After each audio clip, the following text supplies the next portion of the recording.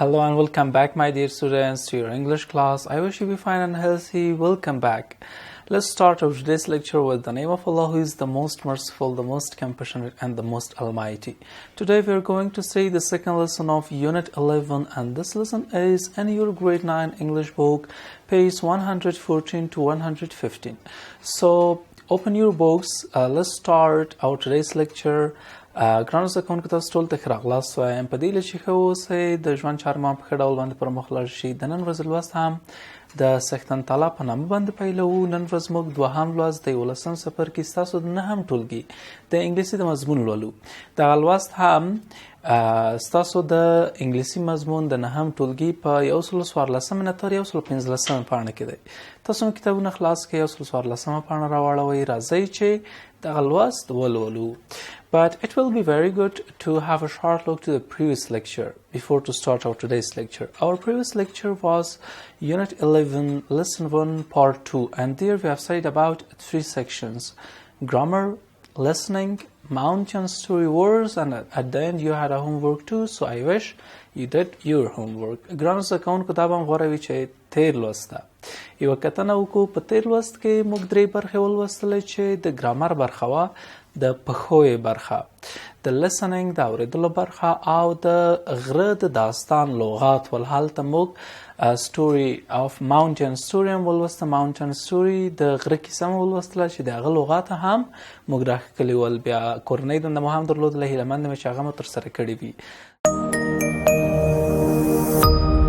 زموږ د ملاتړ لپاره د بیګم اکاډمیک چینل له ځان سره سبسکرایب کړئ، بیا د شرنګنۍ تڼۍ کېکاږئ ترڅو زموږ ټولو درسي ویډیوګانو ته لاسرسی ولرئ او له هغو څخه برخمن شئ. So now let's start our today's lecture. Our today's lecture is Unit 11, Lesson 2, and here we are going to talk about 2 sections: vocabulary and reading. And at the end you have a homework too, so your homework is very important. You should do your homework, examine yourself. ګرانو زده کوونکو د نن ورځې لوست هم راځئ چې پیل یې کړو. 2 برخې لري چې یوولسم څپرکي دوهم لوست، دغه دوهم لوست مو 2 برخې لري: vocabulary لري او reading لري. یعنی اول د لغاتو په برخه باندې غږیږي، بیا reading د لوستلو برخه هم لرو چې یو ډیر اوږد او ډیر ښکلی ټاپک هم دلته راغلی دی، یو شخص کیسه ده. هومورک برخه هم لرو چې کورنۍ دنده ده. کورنۍ دنده مهمې دي، باید ترسره یې کړئ، خپل ځان هم وازمایئ. So let's start our today's lecture with the title of vocabulary. نو راځئ چې د نن ورځې لوست پیل کړو، هغه هم د لغاتو له عنوان سره. د لغاتو په عنوان کې په پیل کې د ای په برخه کې راغلي چې what do you usually find on a book. تاسو په یو کتاب کې څه پیدا کوئ، څه لاسته راوړئ، معمول ډول باندې څه لاسته راوړئ.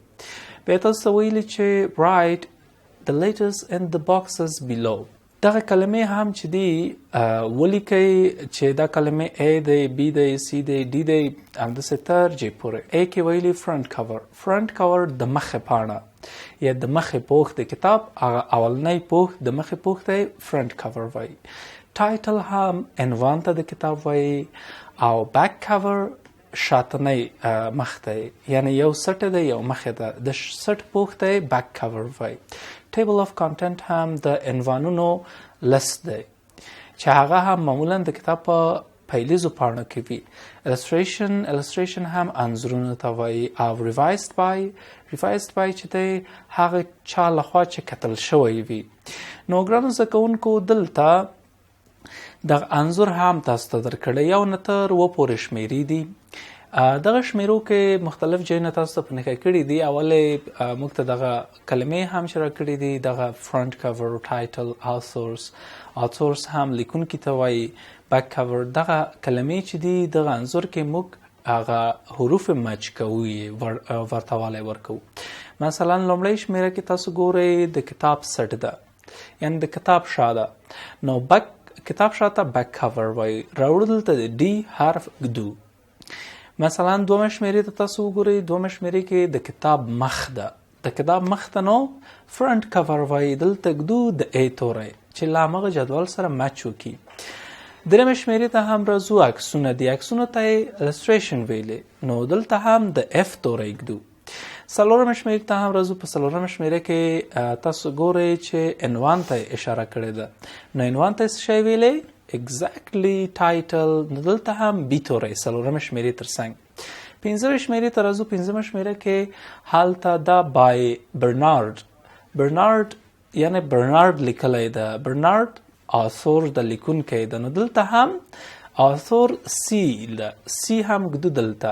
ریوایزد بای کتل شوی د چا لخوا، هغه چا چې بیرته کتلی وي، اصلاح شوی وي د هغه لخوا، هغه ته ریوایزد بای وایي. نو ریوایزد جې توری جې هم دلته ږدو. بل هلته هغه بله پاڼه اوومه شمېره کې ورته اشاره شوې، هغه ټیبل آف کانټنټ ده. یعنې عنوانونه دي، شمېرې دي، صفحې دي، ټول معلومات د کتاب په ټیبل آف کانټنټ کې وي. ټول عنوانونه ټولګي وي، د هر عنوان هغه پاڼه وي، پاڼه ټول دلته ذکر شوي. دلته هم ږدو ای table of content. Now dear students, this was the A part of your vocabulary section. So let's go forward, my dear students, to the B section. At the B section, read the title and table of content. What type of a book do you think it is? Choose an adjective from the box to describe it. تاسو ویلي چې تاسو د یو کتاب read the title and table of contents. تاسو ویلي چې تاسو ټایټل ولولئ، یعنی عنوان ولولئ، او هغه د عنوانونو ټولګی ولولئ. ټیبل د عنوانونو جدول تاسو ولولئ، د همغه کتاب چې هلته عکس و. بیا تاسو ویلي چې what type of book do you think it is. تاسو فکر کوئ دغه کوم ډول کتاب ده. بیا تاسو ویلي choose an adjective from the box to describe it. تاسو ویلي چې یو صفت وټاکئ له دغه باکس نه، بیا یې توصیف کړئ. دغه باکس کې هم څو کلمې دي چې هغه د adjectives دي، صفتونه دي. مثلا useful ګټور ته وایي. boring هم ستړی کوونکي ته وایي. exciting جالب ته وایي. sad هم خفه یا هم غمناکه ته وایي. funny هم مسخره یا هم خنداور ته وایي. interesting چې دی بیا په زړه پورې ته وایي. او silly احمقانه ته وایي. نو تاسو هغه کتاب وګورئ چې عنوان د نیو امریکن streamline، د عنوان د ټیبل آف کانټنټ هم وګورئ، هملته شته. تاسو وګورئ چې دا څه ډول کتاب ده. what type of a book do you think it is? choose an adjective. دغوی کې یو صفت ورته وټاکئ. نو راځئ چې د سی برخه ته هم لاړ شو. په سی برخه کې تاسو ویلي چې in pairs په جوړی ډول باندې name two books for each adjective. why د دوو کتابونو نمونه واخلئ، هغه هم د هر صفت لپاره. دوه کتابونه تاسو وټاکئ، د دغه صفتونو په اړه د دغه صفتونه هم هغه کتابونو ته ورکئ، او بیا ووایئ چې ولې مو دغه صفتونه ورکړل. So dear students, let's go forward to the second section, which is reading. Here in part A, how often do you read novels? Name some writers you like. تاسو ویلي څو ځلې تاسو ناول لولئ، څومره ناول لولئ. تاسو ویلي چې د لیکونکي نومونه یې واخلئ چې ستاسو خوښیږي. بیا بي سیکشن کې تاسو ته بیا ویلي چې دا خو به تاسو اکټیویټي ده، هغه کوم ناول اول تاسو ناول لولئ که نه لولئ، څومره ناول لوستلی، بیا د لیکونکو نومونه به هم اخلئ. نو بي سیکشن ته هم راځو. په بي سیکشن کې تاسو ته ویلي چې read the summary of the story of David Copperfield which was written by Charles Dickens, a famous English writer. تاسو ویلي چې د ډیوډ کاپرفیلډ د کیسې هغه سمري تاسو ولولئ، هغه خلاصه یې ولولئ. کومه کیسه چې لیکل شوې ده د چارلز ډیکنز لخوا، چې چارلز ډیکنز یو مشهوره انګریز لیکونکی دی. دلته چارلز ډیکنز یو کیسه لیکلې، عنوان ده ډیوډ کاپرفیلډ. دغه موږ ته سمري په دې کتاب کې راغلی، خلاصه راغلی. نو خلاصه زه پیل کوم. ګرانو زده کوونکو، تاسو هم ښه ورته ځیر شئ. ټول زه تاسو ته لولم، ټول زه تاسو ته ژباړم، په دې هیله چې تاسو د ډیوډ کاپرفیلډ په کیسې باندې ښه پوه شئ. د ریډینګ په برخه کې ډیوډ کاپرفیلډ تر عنوان لاندې چې دا خپله نوم د ډیوډ کاپرفیلډ یو کس ده، معلومات په اړه ورکوي چې ډیوډ کاپرفیلډ is the story of a boy whose father died 6 months before his birth.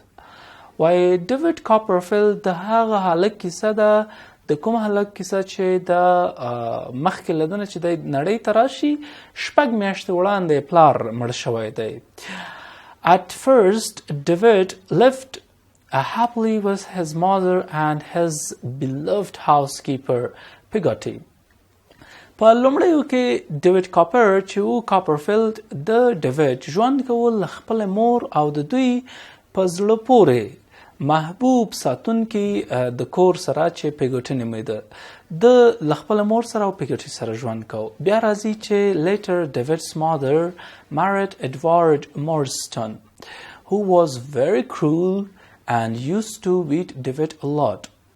وای وروسته بیا بلیټر وروسته بیا د ډیوډ مور واده وکړ د ایډوارډ مورسټن سره کوم څوک چې ډیر ظالم وو او هغه به تل ډیوډ ډباوه او هغه once while the stepfather was beating him David bite his hand.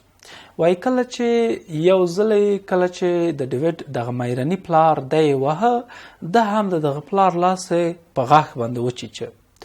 بیا راځي چې په دوام سره after that Marston sent David to Salem House Academy, a boarding school where he hardly received any education. کله چې د لاس وچیچه د لاس وخوړه بیا مورسټون چې د مایرنی پلارو ډیوډ ولیږه د سالم هاوس اکاډمۍ ته بورډینګ سکول دا نوم د ټول دغه سکول ته یا دغه ښوونځي ته ولیږه چیرته چې ته په ډیره سختۍ سره کولی شوی څه تعلیم یا ایجوکیشن لاسته راوړي. At the school, David became friend with Tommy Traddles and James Streetforth. وای په ښوونځي کې ډیوډ ملګری شو له ټامي ټریډل سره او له جیمز سټریټ فورس سره له دوی دواړو سره دی ملګری شو. په دوام سره راځي due to the cruelty of the Morstons, David's mother and her newborn baby died. وای د مورستون چې دوی مایرنی پلارو د ډیوډ د ظلم له امله د ډیوډ مور او د هغې نوې زیږېدلی ماشوم دوی دواړه مړه شول. After the funeral, Marston decided to send David to London to work in his warehouse. وای وروسته له جنازې نه فیونرل چې دی جنازې ته وای وروسته له جنازې څخه مورستون پریکړه وکړه تصمیم ونیوه چې ډیوډ لندن ته ولیږي. هلته ولیږي چې په خپل ګودام کې کار وکړي د دې کار کولو لپاره یې ولیږه. بیا راځي in London David lived comfortably with Watkins and Emma Micawber. په لندن کې هم ډیوډ په آرامۍ سره د واکینز او اما میکاوبر سره ژوند کاوه. بیا راځي چې during his stay David remembered that his mother had talked about an aunt who lived near Dover. وای کله چې د د اوسېدو پر مهال باندې during his stay د د اوسېدو پر مهال باندې د ته راپه شول چې مور یې غږېدلې وه ده ته د هغې د یو ترور په اړه چې هغه په لندن کې ژوند کوي هغه هم هانس کاټج اینډ ډوور چې د هغه دغه عمه چې د ترور چې په لندن کې ژوند کوي هغه هم د ډوور سره دی په یاد راوړه چې مور ده ته ویلي ول چې د ترور په اړه یې ویلي ول چې هغه ډوور ته نږدې اوسېده. نو په دوام سره یې راځي ګرانو زده کوونکو one day David decided to go to his aunt so he walked from London to his aunt's cottage in Dover. نو وای یوه ورځ ډیوډ هم پرېکړه وکړه چې خپل ترور ته لاړ شي او هلته نو هغه هم له لندن څخه ډوور ته د خپل ترور کور ته لاړه. After meeting David and Betsy adopted David and sent him to Dr. Strong's school. کله چې ډیوډ خپل ترور سره ملاقات وکړه خپل ترور یې ولیدله نو خپل ترور هم دی یې ومنه او ډیوډ یې ولېږه بیا د ډاکټر سترانګز ښوونځي ته one of the best school in Canterbury. وای دغه ډاکټر سترانګ سکول یا ښوونځی چې یو له ډېرو ښو ښوونځیو څخه په کانټربري کې و. په دوام سره راځي چې there he received a good education and lived with Mr. Wakefield and his daughter Agnes. هلته دغه ډاکټر سترانګ چې لکه څنګه چې مې ویلي یو ښه ښوونځی و، هلته د ښه زده کړې ترلاسه کړلې او له ښاغلي ویکفیلډ او د هغه لور اګنس سره د ژوند کوو په همغه ځای کې. نو په دوام سره راځي چې after finishing school David left Canterbury for London and decided that he wanted to become a lawyer. کله چې ښوونځی د پای ته ورسوه، وروسته له پای ته رسولو څخه یې د تصمیم ونیوه یا د کانټربري خوښې که پرېښوده او لندن ته لاړه او دا یې پرېکړه وه چې دی غواړي یو وکیل شي، لایر وکیل شي. He trained at Mr. Spinlow's office where he met Spinlow's beautiful daughter. او ډیوډ د سپینلو په دفتر کې کار کوي، یو شخص او هلته د تربیت هم شو چیرته چې د سپینلو له ښکلې نجلۍ سره هم ډورا سره د ولیدل او ملاقات وکړ. بیا راځي چې ډیوډ married Dora but a few years later she died. وای ډیوډ بیا له همدغه ډورا سره د سپینلو له لور سره واده وکړل، خو څو کاله وروسته هغه مړه شوه. Soon after, David met his school friends again, but after a series of events, his friends Streetforce drowned. وروسته نو ډېر ژر وروسته ډیوډ خپل ښوونځي هغه ملګري بیا ولیدل او له ځینو پیښو وروسته د ده دغه ملګري هم سټریپفورس چې و دی ډوب شو، غرق شو. کله چې دی غرق کېږي بیا نو په دوام سره یې دی ډېر خواشینی کېږي، غمګینی کېږي. بیا راځي چې driven by sadness David left to Switzerland hoping to find comfort in the wild beauty of the Alps. دا چې ډېر خفګان حس کوه نو د دې لپاره هم ډیوډ سویس ته د دغه خفګان یا د دغه راحت د موندلو لپاره دی لاړه سویس ته. هلته په وحشي ښکلا د سویس کې د وغوښتل چې راحت پیدا کړي، د دې په هیله هم هلته لاړه. نو په دوام سره راځي چې while living there Copperfield worked on his book and sent it to Treadles. نو په هغه وخت کې چې د سویس کې د ژوند کوو، کاپرفیلډ هم دغه ډیوډ په یو کتاب باندې کار کوو او دا کتاب یې بیا ولېږه خپل بل ملګري ته ټریډلز ته. Who published it? چا چې بیا دغه کتاب چاپ که. 3 years later David Copperfield decided to go back to England. څو کاله وروسته بیا د تصمیم ونیوه، پرېکړه وکړه چې بیرته انګلند ته لاړ شي. البته he married Agnes and later became a successful novelist. هغه هلته اګنس ولیدله او یو ډېر مشهوره او کامیاب او بریالی ناول لیکونکی شو. So my dear students, this was your reading section. It was a long topic about David Copperfield. So if you have any questions you can ask me. Yeah, please. Novelist څه معنی لري؟ Novelist, the one who is writing novel. هغه کس چې ناول لیکي. Novelist, ناول لیکونکی. په دې چې پوه شوی اوسئ.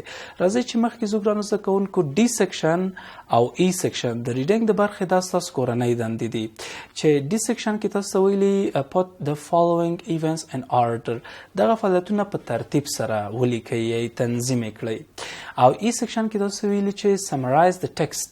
دغه متن هم خلاصه کړئ، لنډ کړئ، راټول کړئ.